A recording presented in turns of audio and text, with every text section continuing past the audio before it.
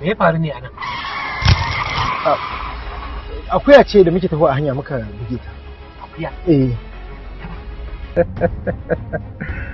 Ka san me nake nufi? Nawa kake da bukata? Ba wani abu nake so ba. Naira miliyan 20 kadai nake bukata da wurin ku. Kun ga shikenan sai in shiru da baki na. Ya an ta arrest. Wannan da me yayi kama? Tunda bayan tiya akwai wata caca. Duk sun da ido hudu da kai wallahi sai na kashe ka.